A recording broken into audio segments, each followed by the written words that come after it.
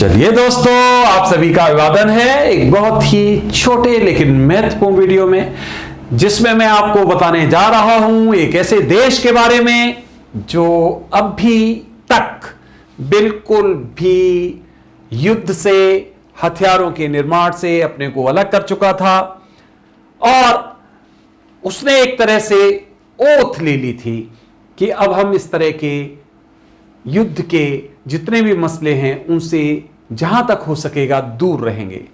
जी हां, मैं बात कर रहा हूं जापान की। जापान एक वो देश था जिसने दूसरे विश्व युद्ध में बहुत मुश्किल में डाल दिया था, अमेरिका हो चाहे और देश हो, बहुत परेशानी में डाल दिया था।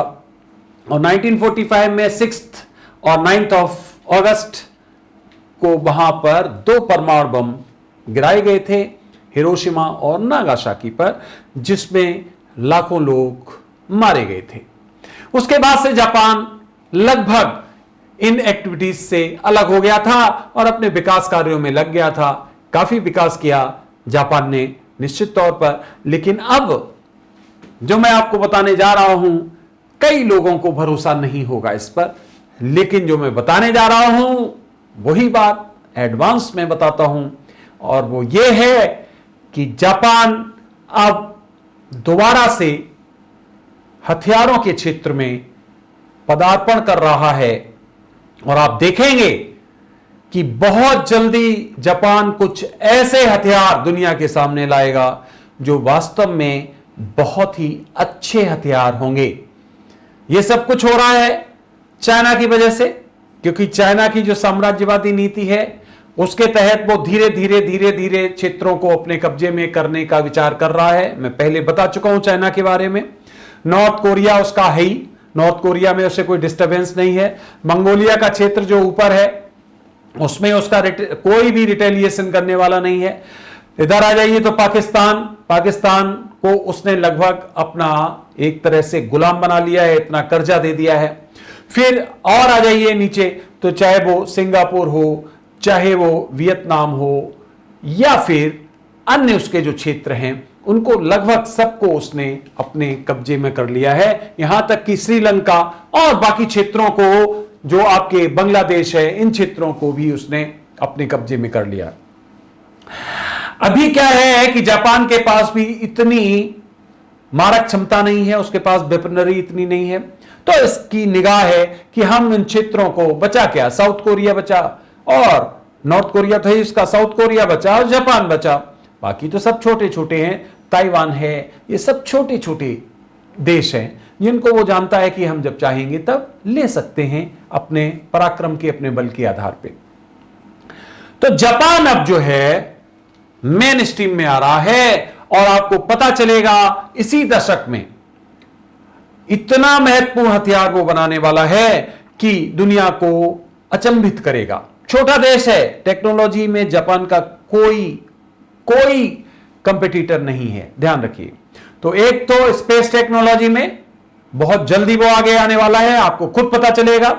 और दूसरा, मारक क्षमता में विशेष तरह की मिसाइल और विशेष तरह की जो सबसे ज्यादा एम्फेसिस उसका होगा वो लेजर या बीम या इस तरह की जो टेक्नोलॉजी है इस पर ज्यादा होगा।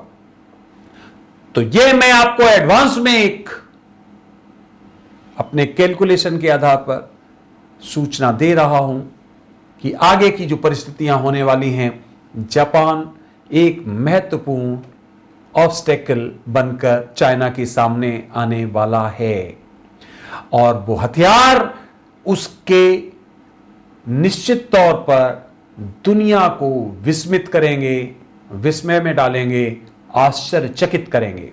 कई लोग इस पर हमारी बात को सुन के ताज्जुब हो रहा होगा, उनको सरप्राइज कर रहे होंगे, जापान ने तो सब कुछ छोड़ दिया, जापान क्यों करेगा, जापान को तो कवच दे रहा है यूएसए, जापान तो ऐसा नहीं करना चाहिए। तो आपको पता चल जाएगा बहुत जल्दी, आपको पता चल जाएगा, ऐसा कोई न्यूज आएगा जल्दी ही जिसमें आपको पता चलेगा कि जापान ने ये डेवलप कर लिया है या जापान ये बना रहा है। आपको बहुत जल्दी ये पता चलने वाले। तो अब ये जो देश इधर के हैं चाइना की पट्टी के, ये सभी देश हथियारों की होड़ में आ गए हैं, इनको लगना पड़ेगा। जापान उसमें एक तरह से टेक्नोलॉजी में एक लीडर बन के उभरेगा।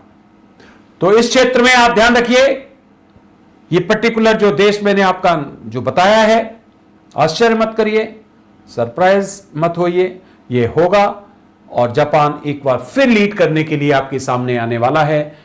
जब कुछ हथियार आपके सामने आएंगे तो आप कहेंगे वाह, जापान तो जापान ही है।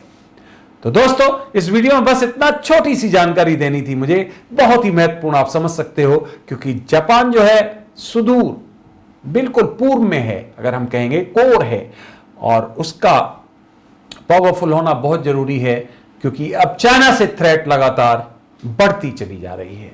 तो दोस्तों, this was about Japan, small country but very powerful technologically and intellectually. तो अगला वीडियो में आपको फिर किसी नए विषय पर देने वाला हूं।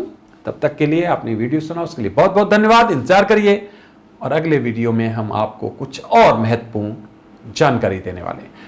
नमस्कार, ओम नमः शिवाय।